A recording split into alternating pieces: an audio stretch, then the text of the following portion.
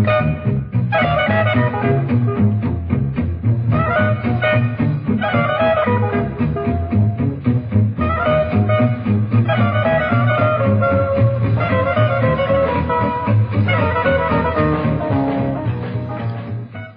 and welcome everybody, and finally today is the fourth lesson about the Chigorin's attack in the two knights defense, Chigorin Gambit. And I would like just to show you what position we are going to study today. After e4, e5, knight f3, knight c6, bishop c4 and knight f6, knight g5, d5, e takes d5 and knight a5. So this is the greatest pattern of Mikhail Chigorin. After bishop b5 check c6, black is ready to sacrifice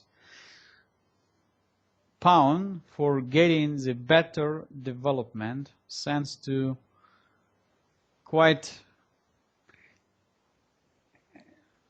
time-wasting moves by white after knight g5 and then bishop c4, bishop b5.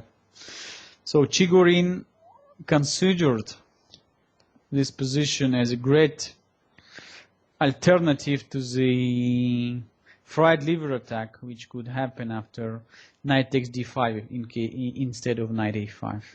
And already in my previous lesson, if you would like to start with the history of this variation and with the typical classical games, so just please work out my first 3 lessons about this course of Chigorin's Gambit in the two knights defense. But today I would like just to give you a story of what exactly happened in 1819 when Stenitz and Chigorin were playing a few most, I would say, famous games in chess history for that variation.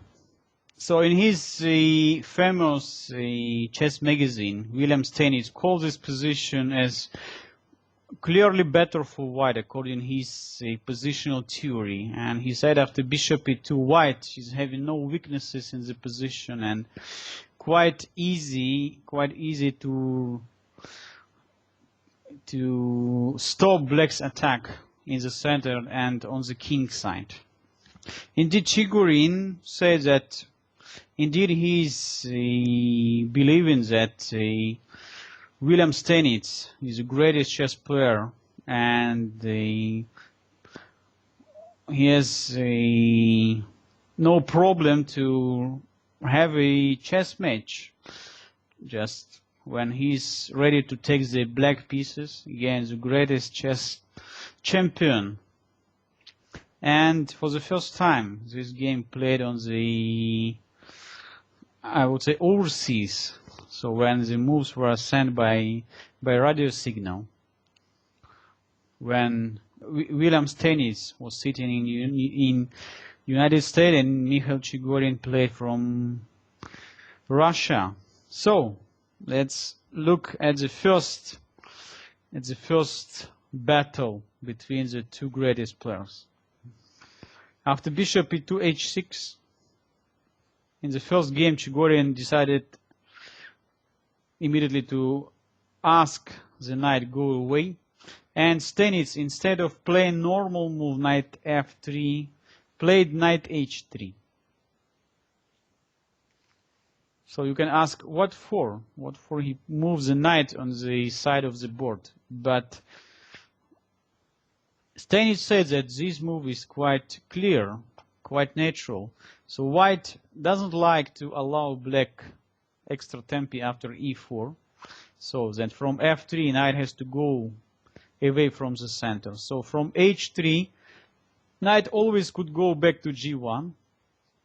At the same time, white is ready to castle short side and maybe to attack black center after d3 and f4. Stenitz says that after bishop takes h3, definitely white is not having any problem with the pawn structure, because the two bishops here are much more important factor. Indeed, Chigorin, of course, decided not to capture the knight. He just simply played bishop c5, explaining that black is having space advantage and much better development. So why shall I exchange this passive knight on h3 for my great bishop on c8? d3, and just simply castle short side. Knight c3 and knight d5. So instead looking for how to win back the material, Chigorin just continued centralize all his pieces. So it's quite modern way of playing chess for today, but of course it was completely unacceptable strategy for the first world champion. He still didn't understand what for Chigorin sacrificed him a pawn. So he played knight a4, bishop d6, and knight g1. So he decided that next move I'm moving the knight to f3, then short castling, maybe this knight could go back to c3 anyway, maybe I would play c2 and c4. So once again, what for Chigorin sacrificed me in pawn? I'm still feeling very good in my position. That was his comments. Indeed, game continues, f5. So after f5, so black is ready to create the attack on the king side. c3, bishop d7, just continue developing. White cannot move the knight on f3 because e4. White decided to play d4, but then e4, c4 and knight e7. Look at that. This knight still cannot be developed. Knight h3 always could be made by f4.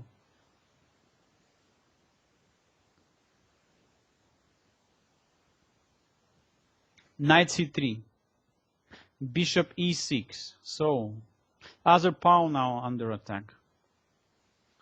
b3, bishop b4, bishop b2, f4. So black is intending now to play knight f5 and the pawn on d4 is gone. So in this already critical position, Stanis decides to sacrifice back a pawn, but to create some tactical opportunities, because from positional point of view, his game is lost. Black has all his pieces in the game and strong attack on the king's side. After queen c2, queen takes d4, king f1. Now white is intending maybe to play knight takes e4, to play knight d5. Stanis still believes that he has quite good chances. Bishop takes c3, of course bishop takes c3, or even queen takes c3, trying to exchange pieces. But as we know, the Chigorin is greatest tactical player, and he finds the decisive combination. Look at that. f3. So always in such a situation, the tactical solution is the most natural one. G takes f3. E takes f3. Bishop takes f3. Bishop f5. Knight e4. Bishop takes e4. Only now, we can realize what happened. So if bishop takes e4, then simply rook takes f2, queen takes f2, and queen takes e4, and next move rook f8 is coming. So white is losing immediately. So after queen e2, that move played by Stanis, the game already impossible to save. Bishop takes f3. Queen e6 check. So white is even winning the queen, but black is just getting too many pieces for it. King h7, bishop takes d4, and bishop takes h1. Black is having two pieces and a rook for a queen, and still white's king is in a very bad position. So it's not a big surprise that game is finishing so fast now. Queen h3, because black is just getting all his pieces into the attack over the white's king. Knight f5, bishop e5, So the last rook is coming into the game. Rook e8, bishop f4, knight d4,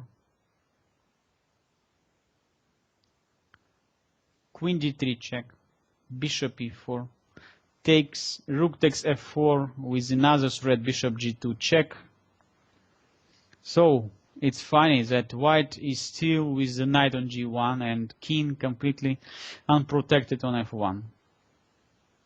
f3, rook f8, so now threat is bishop takes f3, queen takes a7, c5, queen c7, knight c6. It's very nice to see that instead of just grabbing the pawn on f3, Chigorin preventing just any counterplay from white side, so intending just to bring the knight to d4. So this bishop also could join the attack after bishop c3 and bishop d4.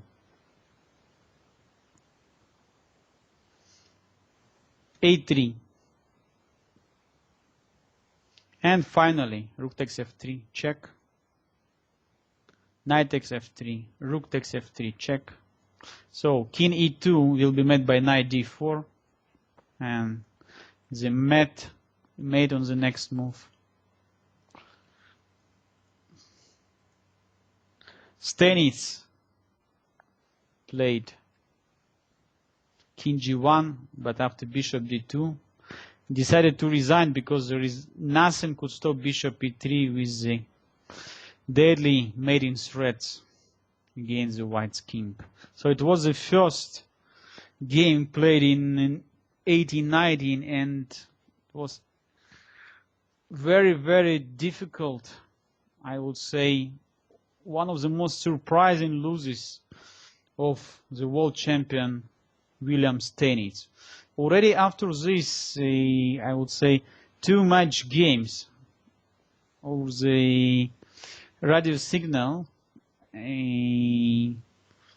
some chess enthusiasts decided to organize a world championship match between the number 1 and number 2 in that time, between the Stenitz and Chigorin, and also in their match they played the same line. So Stenitz decided once again to play the same position with white pieces, but that time he came with the novelty already on the move 8. So let's look, continue the battle of the two Gens.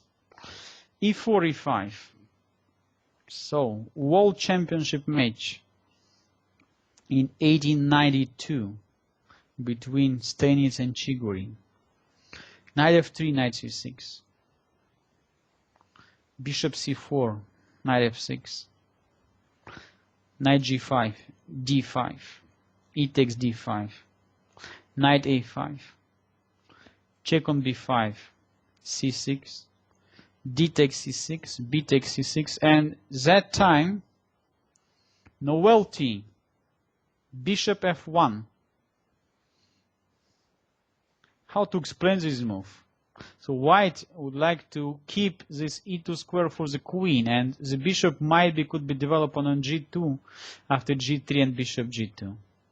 So after h6, Stenitz decided once again to use his quite funny idea to move the knight on h3, but this definitely cannot be called the greatest strategy against the gambit line, because white put the pieces on the very passive position. Let's say if his next move white plays knight g1, we just like restarted all the game from the starting point. So Chigorin continue his usual plan. Bishop comes to c5. So this is of course greatest outpost for the bishop. After d3,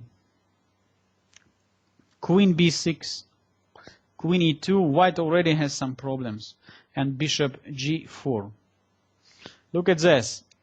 e5 pawn is under attack, but after queen takes e5 and king f8, Look at position of all white pieces. I don't know, maybe king d7 or king f8, and the next move is intending rook e8. Wow.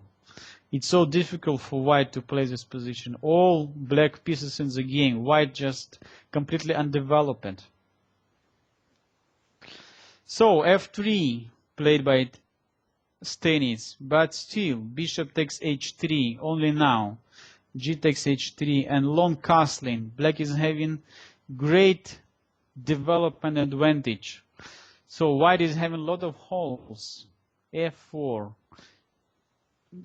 Not talking about h4, but let's say knight could very fast reach the f4 square. All the black pieces in the game. So king already castled. So Chigorin decided not to spend time, but to bring all the pieces immediately in the game.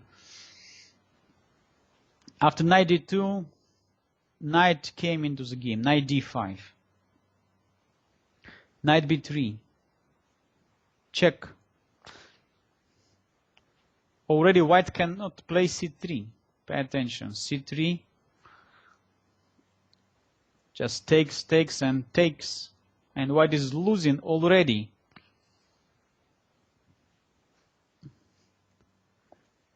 So what to do then? Bishop d2 only move, but then knight comes to e3. In the World Championship match, after 16 just moves, white is in completely losing position. Can you imagine? The greatest William Stenitz is getting in such a great trouble against Mikhail Chigorin. Bishop takes b4. Queen takes b4 with a check. c3. Queen h4 check. King d2 and knight a to c4 check. King c1, and as we know, in such a situation when black is having such a great positional advantage, it's not a big deal to find the decisive combination. And of course Chigorin found it immediately. Rook takes d3, simple combination. So rook just cannot be touched. After queen takes d3, queen e1, this is a checkmate. And if we not taking it after bishop g2, then black is just bringing one more piece into the game. Rook h to d8. So what energy, with such great energy, Chigorin played this game, that in this situation, after 21 moves, white could resign. a4, check on d1, and only when the game reached 24 moves, finally Stenitz decided to resign, because after king takes d1 and queen f2, black is going to checkmate white's king by the next knight e3 and queen c2 checkmate. Unbelievable game. In the World Championship match happened such a great demolished of white's position. Just already in the immediately after the opening, Chigorin find himself in the completely losing position. So his novelty of bishop f5 hardly could be called the greatest one. Indeed, even later in that match, just 5 days later, he continued and tried once again to play this position. Can you imagine? Look at that.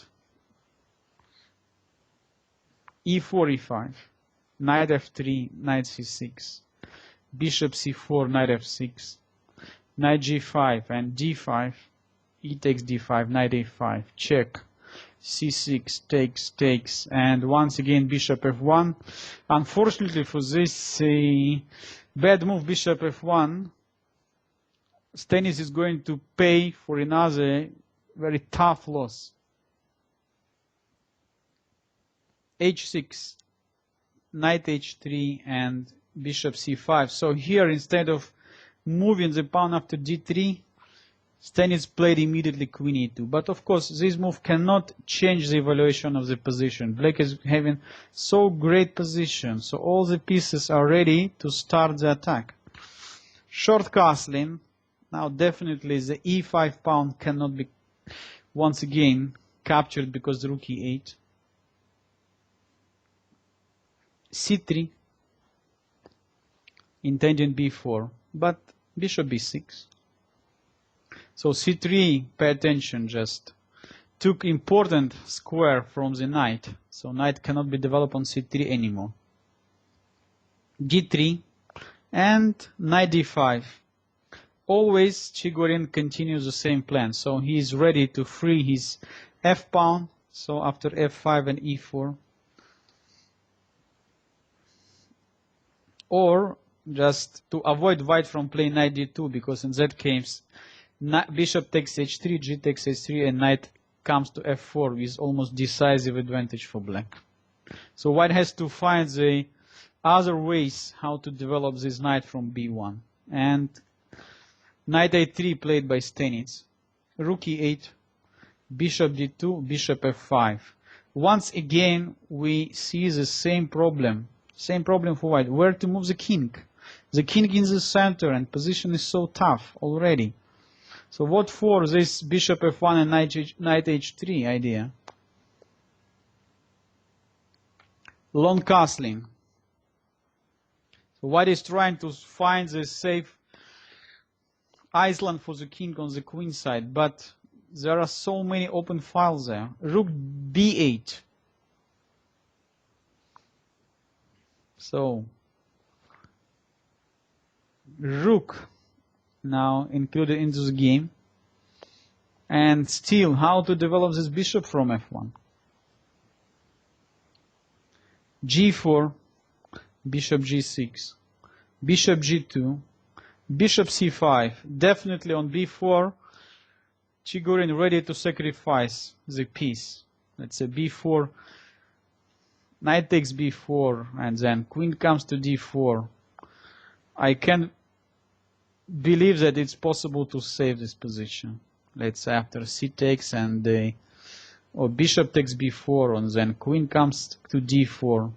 It's so losing situation. Bishop takes d3, another option. Just no need to analyze this at all. So b4 is not possible to play. Knight c2 played, queen b6. So threatening the checkmate in 1 after queen takes b2. Finally b4, but queen b5. So neither of the pieces cannot be captured because still the mate on b2, and black is intending to bring the queen to a4. White is having knight on h3, second knight to c2, queen to e2, but there is no any coordination between white's pieces. So black is just completely dominating everywhere, also in the center, also in the queen side. And don't forget that after queen b5, black is also intending bishop takes d3. Bishop e4, queen a4, already intending to capture here on a2 and the checkmate on b3. King b2, rook e7, coming with the rook to b7. Bishop take g6, f take g6. Rook b1, bishop d6. Rook h to c1. So white is trying to manage some defense on the queen side. Rook b6, intending rook a6 also in some lines. King a1 and rook e to b7.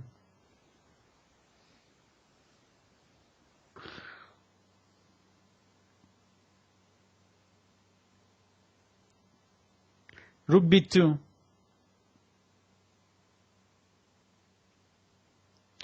Let's pay attention why white cannot capture. I guess simply takes and queen takes. Rook takes b7 and black has winning resource here. What can be done? I saw knight takes c3. Looks like that's it, and threats queen takes a2. Maybe any better after b takes a5? Yeah, takes, queen takes c2. And black is much better. Rook b2 played, c5, queen e4, knight f6, queen takes g6, c takes b4, c takes b4, knight c6. So intending knight takes d4, intending maybe rook a6. So maybe here still was possible for white to fight, but Stanitz finally decided to move, to make one active move with this game and play g4, g5. Unfortunately, completely overlooked the nice trap, knight e7. So the queen is trapped. So instead of king, the queen is trapped. So I guess that after the move around move 20, the Chigorin had almost winning position. That he played maybe not the best way, but still white had so many problems that at the end, I guess Stanley was just completely out of energy and just missed the quite simple tactics. Knight e7.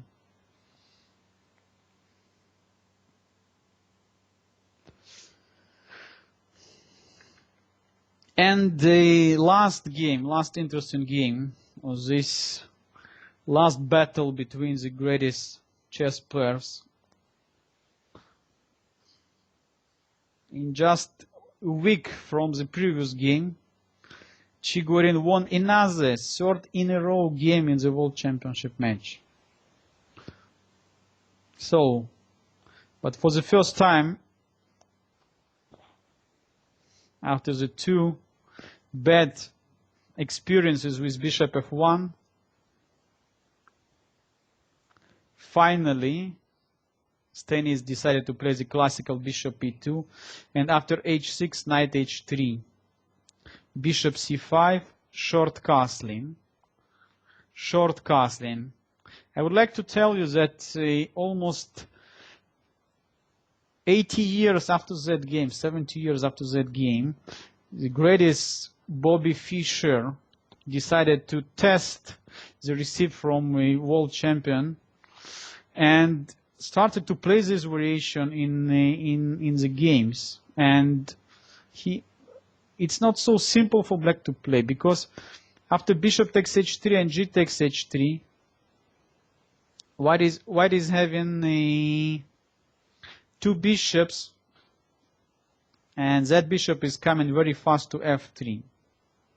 So in his games, Fischer continued in that situation something like d3, and then knight c3, maybe knight d2. And if black is going to win this pawn after bishop takes h3, g takes h3, queen d7, and queen takes h3, white very fast bringing the bishop to f3 to g2, and the queen comes to f3. So this quite modern continuation was very popular in, I would say, 1960 to 1970.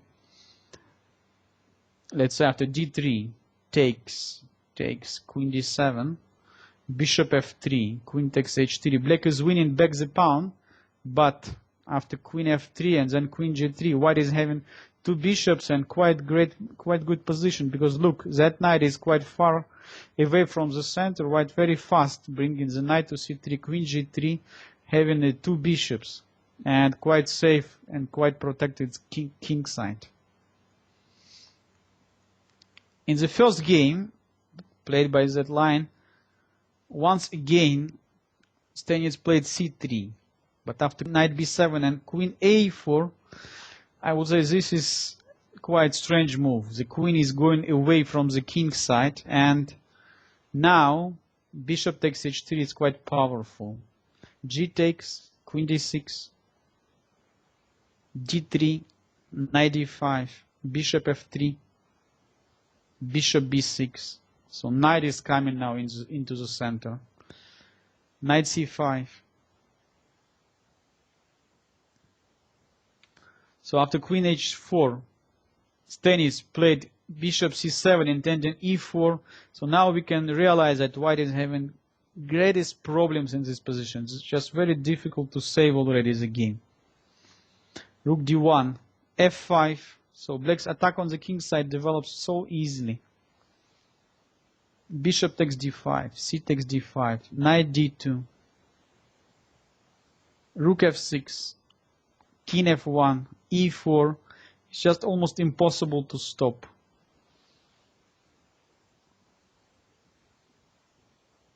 d4, rook g6. So once again, Chigorin is not in hurry to capture this pawn on h2. So this pawn is gone anyway. So he's just bringing more the pieces in this game. Rook g5, and now the deadly check from a6. So white's king cannot go to e1 because rook g1 checkmate. And after c4, d takes c4, f4 and c3 check, king f2 and e3 check.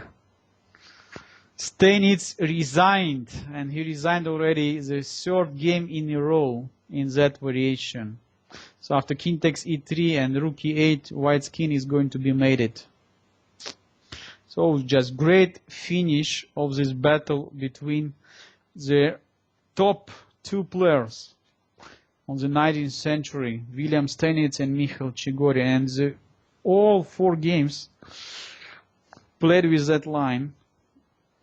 Always Chigorin just found the great way how to use his initiative and his development advantage, his domination of his pieces for creating the decisive mating threats on the king side and developing the strong initiative in the center, which finished with the checkmating attacks. So what I would like to tell you that today we have a few players, even on the top player, who are using these knight g5 moves, but of course with the new ideas. So today, knight h3 move, which was invented by Stanis, is not so popular. Only sometime we can see game or two played with that line. Today the main variation here is knight f3, e4 and knight e5. Queen c7, d4, e takes d3, knight takes d3 and bishop d6. And now white is not playing like Showalter f4, not h3 and not g3, which only weakens white's position on the king side. So white is ready even to sacrifice the pawn, but to bring the bishop immediately, trying to play b3, bishop b2 very fast, developing the pieces on the queen side. And then even maybe the king could go to the queen side. So this position after b3 still very, very complicated. Black usually continues here short cast, and after bishop b2 or knight e4 or bishop f5, rook comes to e8.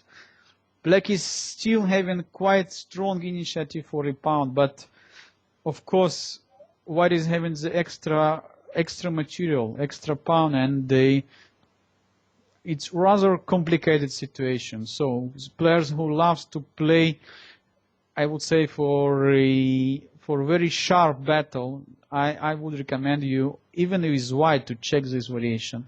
Even Garry Kasparov, even Alexander Morozevich, and other players were using this aggressive opening line, and they were ready to survive 10, 20 moves in defense, but then maybe to realize at the end of the game the extra pawn in the end game.